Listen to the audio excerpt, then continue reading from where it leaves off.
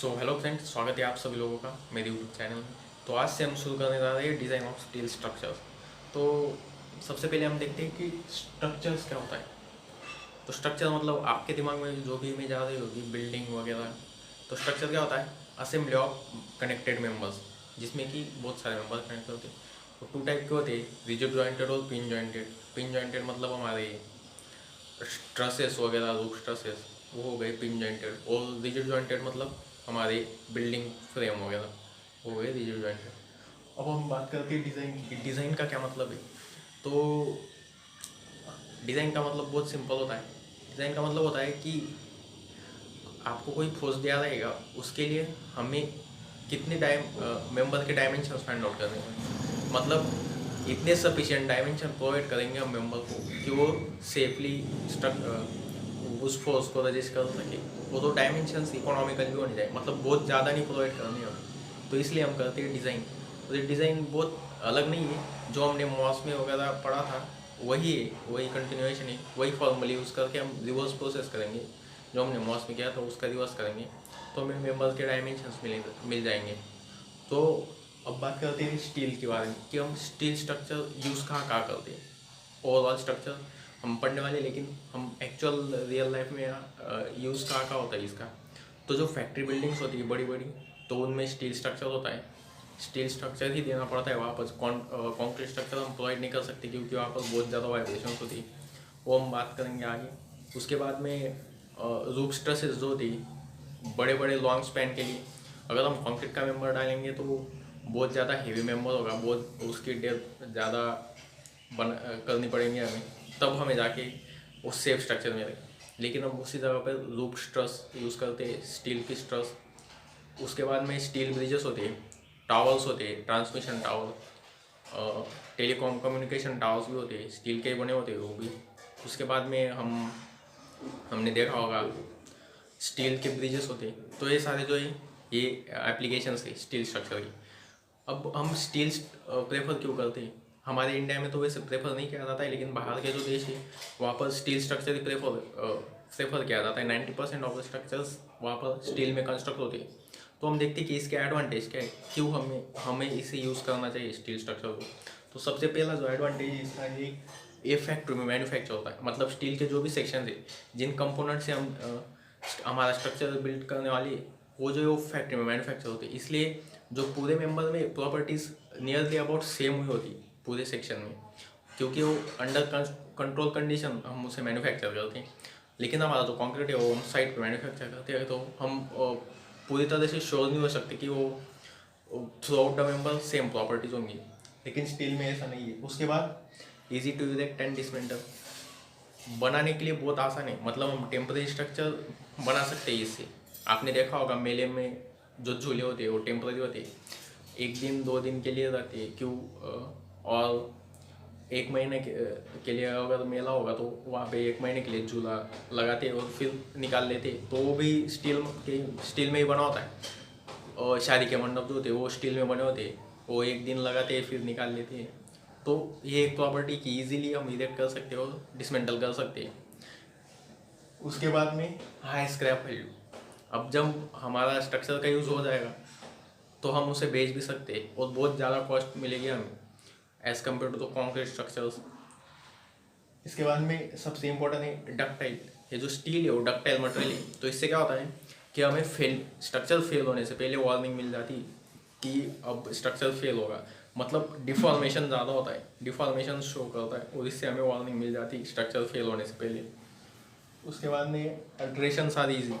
मतलब अगर कुछ भी बदलाव करने होंगे हमें स्ट्रक्चर में, कुछ डिज़ाइन चेंजेस होंगे, तो तब हम अल्ट्रेशन इजीली कर सकते हैं। मतलब कोई मेंबर रिमूव करके नया मेंबर लगाना है तो हम इजीली कर सकते हैं, क्योंकि कनेक्शंस बहुत मतलब एक्सेसिबल होते हैं। स्टील की जैसा इनबिल्ट नहीं होता, मोनोलिथिक नहीं होता। फिर रजिस्टर, हाँ ये सबसे इम्पोर्टेंट है, can resist all the type of forces. मतलब हम बेंड स्टील कॉम्प्रेशन में भी अच्छा है, टेंशन में भी अच्छा परफॉर्म करता है, फ्लेक्चर में भी अच्छा परफॉर्म करता है। उसके बाद में शेयर फोर्स भी झेल सकता है, बेंडिंग मूवमेंट भी कैरी कर सकता है। तो ये सबसे मेन एडवांटेज है। हमें मटेरियल चेंज नहीं करना पड़ा है। जैसे कंक्रीट में हम स्टील रेनफोर्समेंट प्रोवाइड करते हैं, क्योंकि कंक्रीट टेंशन कैरी नहीं कर सकता। बट यहाँ पे ऐसा नहीं है, ये सभी टाइप के फोर्सेस कैरी कर सकता है। ये तो हो गई इसके एडवांटेजेस। अब हम देखते हैं इसके डिसएडवांटेजेस कि क्योंकि कभी भी किसी चीज़ के एडवांटेज होते हैं तो डिसएडवांटेजेस भी होती है। अब हम देखते हैं डिसएडवांटेजेस। सबसे बड़ा डिसएडवांटेज है वो कि कोरोजन, मतलब अगर हम एक्सपोज कंडीशन में रखेंगे, ह्यूमिड कंडीशन में स्ट्रक्चर होगा तो कोरोजन बहुत ज़्यादा होगा। उसके बाद में जो सेकंड डिसएडवांटेज हो एक्सपेंसिव, बहुत ज़्यादा एक्सपेंसिव है, इसलिए हम इंडिया में प्रेफर नहीं करते, क्योंकि एज़ कम्पेयर टू कॉन्क्रीट बहुत ज़्यादा एक्सपेंसिव हो जाता है। और अगर हम कोरोजन से बचाने की कोशिश करेंगे तो एंटी कोरोसिव पेंट्स हमें करने पड़ेंगे, तो उसके लिए भी कॉस्ट बहुत ज़्यादा लगती है, तो इसलिए वो एक्सपेंसिव हो जाता है। उसके बाद में और एक बड़ा डिसएडवांटेज है loses strength very rapidly when subjected to fire, मतलब अगर हाई टेम्परेचर राइज होगा तो हमारा स्टील जो है वो स्ट्रेंथ बहुत जल्दी लूज करेगा। जैसे कि आपने देखा होगा, अगर हमें किसी मेटल को शेप देना होता है तो हम पहले उसे तपाते इसलिए क्योंकि वो नरम हो जाए, तो वही होता है। और हमारे स्ट्रक्चर पे बहुत ज़्यादा लोड आने वाला है, तो अगर लोड भी आएगा और ऊपर से स्ट्रेंथ भी कम हो जाएगी तो फेल होने के चांसेस ज़्यादा हो जाते हैं। अब ये बात कर ली हमने एडवांटेजेस और डिसएडवांटेजेस। अब हम देखते हैं कि हम जनरली फील्ड में कौन कौन से स्टील के सेक्शंस यूज़ करते हैं। तो अब हम देखते हैं डिफरेंट टाइप्स ऑफ सेक्शंस। तो सबसे पहला जो सेक्शन है मोस्ट कॉमनली हमने देखा होगा मॉस में, सॉम में एनालिसिस करते समय, आई सेक्शन। तो आई सेक्शन इंडियन स्टैंडर्ड अलग अलग टाइप के आई सेक्शन बनाती है। जैसे ये डेजिग्नेशन होता है Indian standard junior beam, B stand for beam, Indian standard medium weight beam, Indian standard wide flange beam, Indian standard heavy weight beam, Indian standard light weight beam. तो इसको कैसे पढ़ते हैं, हमारे पास स्टील टेबल होते हैं, मतलब इंडियन स्टैंडर्ड के तरफ से हमें कुछ टेबल्स मिलते हैं जिसमें अलग अलग टाइप के ऐसे डेजिग्नेशन वाले सेक्शंस होते हैं, और उसमें इन सेक्शंस की प्रॉपर्टीज होती है, जैसे कि moment of inertia, centroids, radius of gyration, ये सब प्रॉपर्टी हमें उन टेबल्स में मिलती है, उसको स्टील टेबल बोलते हैं। या फिर IS हैंडबुक, अगर ये अलग अलग प्राइवेट पब्लिकेशन भी प्रोवाइड करती है, और इंडियन स्टैंडर्ड का भी हैंडबुक आता है IS 808, ऐसा कोड है, वो आप डाउनलोड कर सकते हैं इंटरनेट में। तो इसको पढ़ते ऐसे ISJB 250 ऐसा वहाँ पर मेंशन किया रहेगा। तो 250 का मतलब होता है ओवरऑल डेप्थ इन EMM, ये जो डायमेंशन होता है वो EMM में होता है। अब जो हम आई सेक्शन देख रहे हैं वो आई सेक्शन यूज़ कहाँ का होता है, तो हमने जनरल देखा होगा जो बीम्स होती है वो वहाँ पे आई सेक्शन यूज़ होता है, और कॉलम्स में भी आई सेक्शन यूज़ होता है। आई सेक्शन बीम में इसलिए यूज़ होता है क्योंकि ये जो वेव है ये शेयर रजिस्ट करती है, ये फ्लैंज है वो कॉम्प्रेशन रजिस्ट करती है। अगर हमारा बीम ऐसे बेंड हो रहा है तो ऊपर जो है वो कॉम्प्रेशन आएगा और नीचे टेंशन आएगा, तो ये फ्लैंज नीचे की फ्लैंज टेंशन रजिस्ट करेगी और ऊपर की फ्लैंज कॉम्प्रेशन रजिस्ट करेगी। उसके बाद में दूसरा जो सेक्शन है हमारे पास वही चैनल सेक्शन, तो इसे भी उसी प्रकार से डिजिग्नेट किया जाता है Indian standard junior channel, Indian standard light wait channel, Indian standard medium wait channel, इस तरह से। और ये जो 300 है वो भी इसका डेप्थ है, यहाँ पे यस छूट गया है, तो इस तरह से इसका ड्राइंग होता है। और एक जनरली कॉलम में यूज़ होता है, और इसे हम बैक टू बैक प्लेस कर सकते हैं या तो टो टू टो प्लेस कर सकते हैं। बैक टू बैक और टो टू टो मतलब अगर हमने चैनल सेक्शंस को ऐसे प्लेस किया तो इसको हम बोलते हैं बैक टू बैक प्लेसिंग, और अगर चैनल सेक्शंस को ऐसे प्लेस किया है तो इसे बोलते हैं टो टू टो, इसको टो बोलते हैं, इसको बैक। ये कॉलम में इस प्रकार से हम यूज कर सकते हैं इसको, और ये रूप में पर्लिन की तरह यूज होता है। मतलब अगर ये हमारा पिच रूफ है तो ये जो मेंबर होते हैं ये मेंबर इसको पर्लिन बोलते हैं, तो यहाँ पे पर्लिन की तरह यूज हो सकता है छोटे छोटे जो चैनल सेक्शन है। अब हम देखते हैं आगे के सेक्शंस। अगला सेक्शन जो हमारे पास है वो है एंगल सेक्शन। तो एंगल सेक्शन में दो टाइप के एंगल होते हैं, एक तो ये जो होते हैं इसे लेग कहते हैं, ये वर्टिकल लेग, ये हॉरिजॉन्टल लेग, और लॉन्ग लेग, शॉर्ट लेग। अगर दोनों लेग बराबर है मतलब उनकी लेंथ वगैरह बराबर है तो इक्वल एंगल, और अगर लेंथ और विड्थ बराबर नहीं है तो अनइक्वल एंगल। इसको हम डेजिग्नेट करते हैं as ISA, Indian standard angle section. और अगर हम IS मतलब स्टील टेबल में देखेंगे तो हमें ऐसा डेजिग्नेशन मिलेगा, इंडियन स्टैंडर्ड एंगल सेक्शन। 100 जो है वो उसकी लेंथ है, 50 जो है वो B है, और 8 जो है वो थिकनेस है। तो इस प्रकार से डेजिग्नेशन होता है। ये जो सारे डायमेंशन है वो mm में होती है।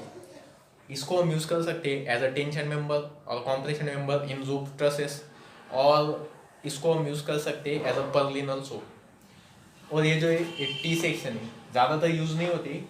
इसका भी डेजिग्नेशन ऐसे होता है, Indian standard normal T bar, Indian standard deep leg T bar, Indian standard light weight T bar, Indian standard junior T bar. इसी भी हम tension as a tension member use कर सकते हैं। अब हम बात करते हैं स्टील के बारे में, कि क्योंकि हम through out the subject steel को यूज़ करने वाले, तो सबसे पहले इसका जो डेजिग्नेशन होता है वो ऐसे होता है। स्टील की ग्रेड्स होती है अलग अलग, उसके स्ट्रेंथ की ताकत। तो इसका डेजिग्नेशन होता है Fe, फॉर एग्जांपल के लिए Fe 500, मतलब Fe जो है वो रिप्रेजेंट करता है आयरन को, और 500 मतलब उसकी स्ट्रेंथ, इल्ड स्ट्रेंथ। जब जैसे हमने ग्राफ देखा है स्ट्रेस स्ट्रेंथ का, तो ये जो होती वो यील्ड पॉइंट होता है, तो इसी को हम बोलते हैं यील्ड स्ट्रेस। तो ये जो स्ट्रेस है वही नंबर रिप्रेजेंट करता है। अब वर्किंग स्ट्रेस मेथड में हम क्या करते हैं, हम with in the elastic limit किसी भी किसी भी एलिमेंट को with in the elastic limit design करते हैं। मतलब हम ऐसा एज्यूम करते हैं कि हुक्स लॉ एप्लीकेबल है, इसी रेंज में हम डिज़ाइन करते हैं। बट लिमिट स्टेट मेथड में क्या होता है, हम इस रेंज में डिज़ाइन करते हैं मेंबर को उसकी अल्टीमेट स्ट्रेस के लिए, और वर्किंग स्ट्रेस में यही तक डिज़ाइन होता है। इसकी वजह से क्या होता है, मेंबर के जो हमें डायमेंशन मिलती है वो ज़्यादा मिलती है, क्योंकि हम मेंबर की फुल कैपेसिटी इसमें यूज़ नहीं करते वर्किंग स्ट्रेस मेथड में। अब हम बात करते हैं कुछ और प्रॉपर्टीज़ की जो इंडियन स्टैंडर्ड कोड में हमें दी गई है। जैसे कि हमें ई दिया हुआ है, elastic constant modulus of elasticity, वो है 2 × 10⁵ न्यूटन पर। ये जो है ये हमें IS कोड में दिया गया है। फिर दिया गया है हमें अल्फा, जो क्या होता है कोएफिशिएंट ऑफ थर्मल एक्सपांशन। इसकी वैल्यू हमें दी गई है 12 × 10⁻⁶ पर डिग्री सेल्सियस, ये इसकी वैल्यू दी गई है। उसके बाद में हमें रो पता है, रो की वैल्यू हमें दी गई है 7850, मतलब डेंसिटी ऑफ स्टील ये kg पर मीटर क्यूब में। उसके बाद हमें पॉइजन्स रेशो की वैल्यू दी गई है 0.3। पॉइजन्स रेशो जो होता है उसकी वैल्यू हमें पता है इंडियन स्टैंडर्ड कोड से, उसकी वैल्यू है 0.3। वो ये जो सब्जेक्ट पढ़ेंगे इसके लिए हमें डिफरेंट टाइप्स ऑफ कोड्स की ज़रूरत पड़ेगी, हमें कुछ कोड रेफर करने होंगे। तो ये जो हम पढ़ रहे हैं WSM मेथड में। इसके लिए जो कोड है डिज़ाइन कोड जो इंडियन स्टैंडर्ड ने पब्लिश किया हुआ है वो है IS 800 1984। ये जो ईयर ऑफ पब्लिकेशन है, इससे आप समझ सकते हैं कि बहुत पुराना कोड है। लेकिन WSM बहुत मतलब पुराना हो गया मेथड, तो पुराने कोड में वो होता था, इसलिए वो पुराना कोड है। अब नया जो लिमिट स्टेट मेथड के लिए वो है IS 800 2007, लेकिन हमें ये रेफर करना है WSM के लिए। उसके बाद में हमें स्टील टेबल लगेंगे।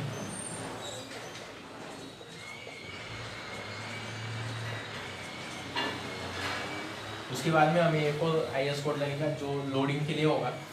लोड के लिए हमें IS कोड है IS 875।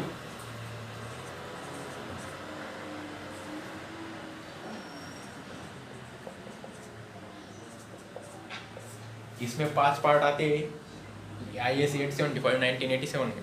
इसमें पहला पार्ट लाइव लोड के लिए, दूसरा पार्ट डेड लोड के लिए, तीसरा पार्ट विंड लोड के लिए, तो ऐसे करके इसके पार्ट आते हैं। चौथा पार्ट है स्नो लोड। उसके बाद में load and load combination. Earthquake के लिए अलग कोड है, अर्थक्वेक लोडिंग के लिए तो अलग से। तो ये हो गई हमारी आज के लिए इंट्रोडक्शन स्टील स्ट्रक्चर का। तो कमेंट करके बताइएगा कि आपको वीडियो कैसा लगा। Thank you so much for watching the video.